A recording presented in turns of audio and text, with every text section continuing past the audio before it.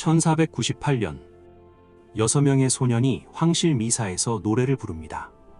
그 앞에는 신성 로마 제국 황제 막시밀리안 1세가 앉아 있습니다.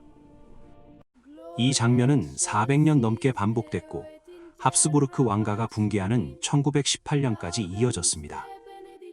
바로 빈 소년 합창단의 시작입니다. 왜 황실은 오직 소년들만 고집했을까요?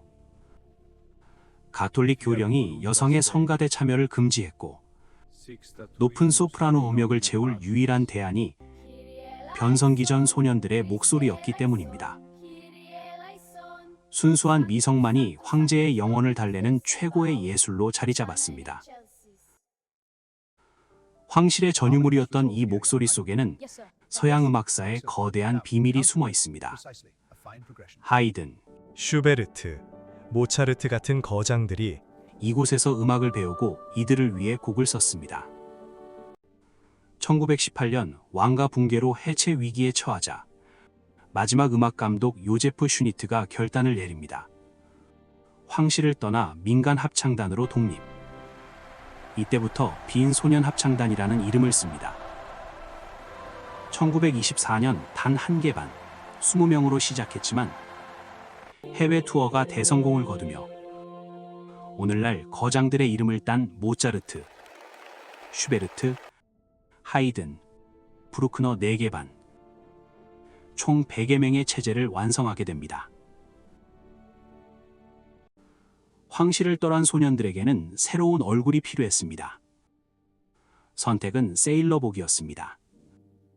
유럽에서 유행하던 세련된 아동복이자 패전국 오스트리아 대중에게 제국 해군의 향수를 자극하는 유니폼. 1926년 첫 해외 투어에서 소년들은 세계인의 마음을 사로잡았습니다. 그렇다면 소년들은 프로처럼 돈을 벌까요? 놀랍게도 월급은 없습니다. 연간 300회가 넘는 투어 수익은 전액 비영리 재단으로 들어가 장학금으로 돌아오고 아이들이 직접 받는 건 타국에서 간식을 사 먹을 용돈이 전부입니다. 부모를 떠난 이들, 그리움은 어떻게 달랠까요? 현지 단원들은 주말에 가족을 만나지만 타국의 소년들은 화상통화로 버팁니다. 고국 투어 무대 뒤 부모님과의 짧은 포옹이 가장 큰 힘입니다. 서로의 가족이 되어줄 때 비로소 천상의 울림이 완성됩니다.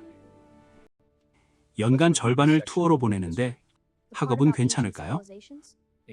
교사들이 동행해 호텔과 대기실이 교실이 됩니다. 교사 한 명이 대여섯 명을 전담하는 밀착 수업 덕분에 오히려 일반 학교보다 학업 성취도가 높습니다.